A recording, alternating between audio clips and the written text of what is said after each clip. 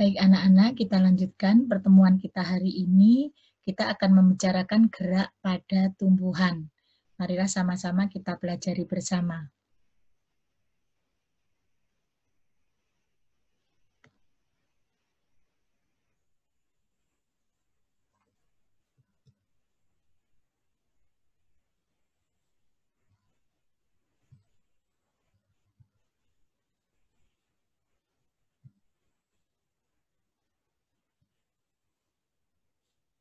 Baik, kita mulai. Sistem gerak pada tumbuhan. Ya, anak-anak tidak asing lagi dengan tumbuhan yang selalu bergerak. Yang anak-anak lihat di sekeliling kita, di sekolah kita, alhamdulillah banyak sekali tumbuhan. Bagaimana tumbuhan itu memberikan tanggapan terhadap lingkungan? Bagaimana mereka bergerak? Pastinya mereka mempunyai cara-cara tersendiri. Satu, ada yang di tempatnya saja. Satu, untuk bertahan hidup, dapat memberi tanggapan pada kondisi lingkungan. Masing-masing tumbuhan memiliki respon yang berbeda-beda tergantung dari rangsangnya. Contohnya di sini, Mimosa pudica atau putri malu, putri yang malu-malu. Daun putri malu ini jika disentuh, maka daunnya akan menutup. Jadi anak-anak kalau sentuh di pinggir-pinggir jalan itu banyak, maka daunnya akan menutup. Berarti rangsangnya apa, Bu? Rangsangnya rangsang sentuhan. Nah, tadi tumbuhan melakukan gerakan sebagai upaya tanggap terhadap lingkungannya. Gerakan tumbuhan digolongkan menjadi ada tropisme, ada nasti. Tropisme itu ditentukan oleh arah rangsangnya, kalau nasti itu tidak ada hubungannya dengan arah rangsang. Yang berfungsi sebagai stimulus pada tumbuhan itu apa? Rangsangnya apa saja? 1 cahaya, 2 air, 3 gaya gravitasi, 4 sentuhan, 5 temperatur. Nah, beberapa gerak tropisme dikendalikan oleh hormon tumbuhan itu sendiri. Nanti tumbuhan itu menghasilkan hormon. Nah, ini macam gerak tumbuhannya, ada tropisme, ada taksis, ada nasti. Sekarang kita bahas tropisme itu apa toh? Tropisme itu gerak tumbuhan untuk mengubah posisi, baik menjauhi maupun mendekati stimulus yang diterima secara langsung. Ada apa, Bu? Ada fototropisme, ada geotropisme, ada hidrotropisme, ada tikmotropisme, dan ada kemotropisme. Nanti anak-anak kita akan bahas. Fototropisme, di sini kecambah. Foto itu cahaya. Kecambah, anak-anak lihat di sini, kecambah ini kenapa daunnya warnanya kuning, Bu? Biasanya yang saya lihat di tukang sayur warnanya hijau. Karena kecambah ini digunakan untuk praktikum, diletakkan di tempat yang gelap. Nah, jadi kalau anak-anak praktikum boleh nanti di rumah ada kacang kedelai, kasih 2, ditanam di tempat sinar, cahayanya terang, kemudian yang satu di tempat gelap.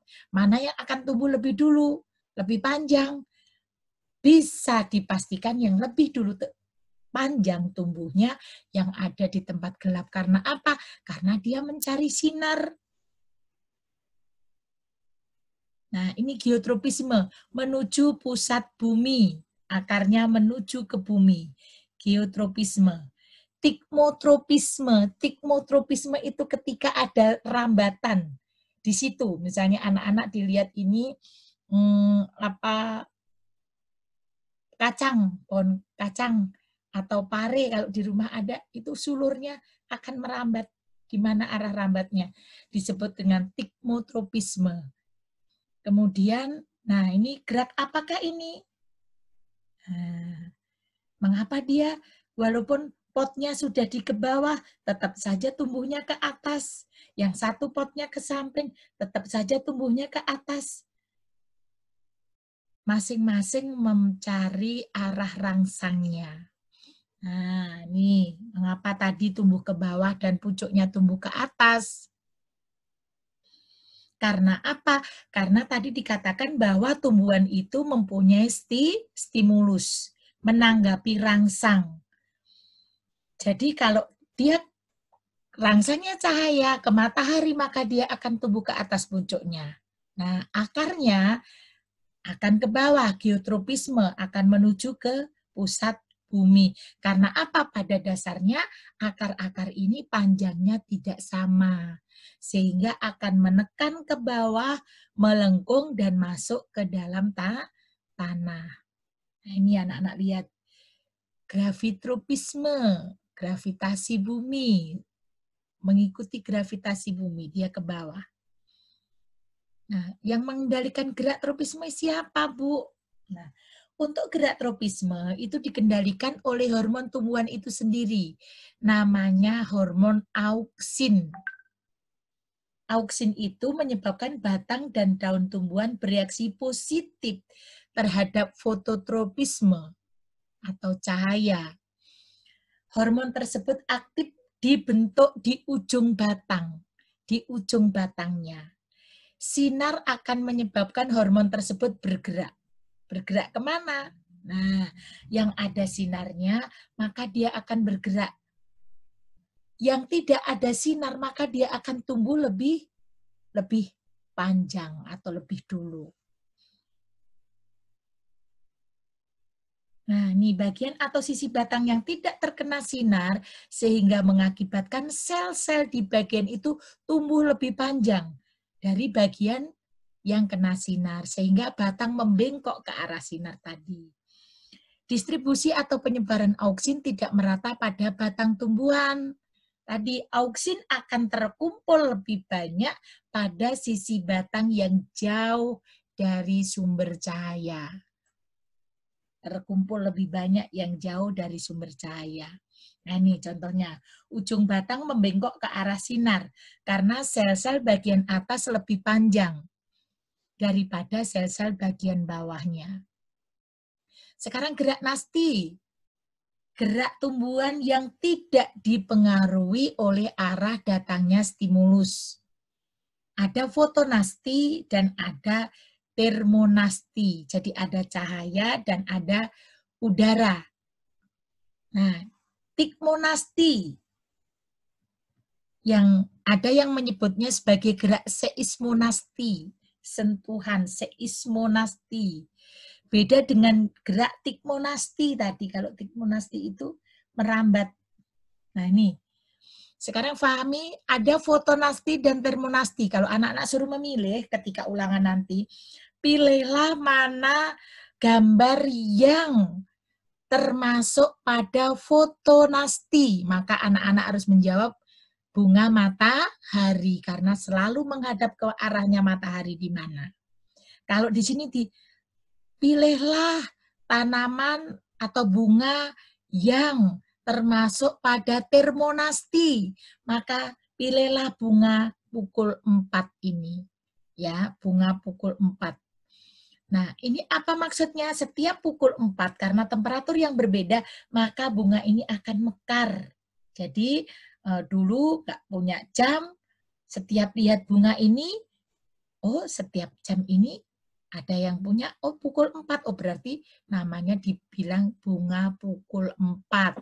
Nah, jenis gerak pada bunga Wijaya Kusuma. Wijaya Kusuma itu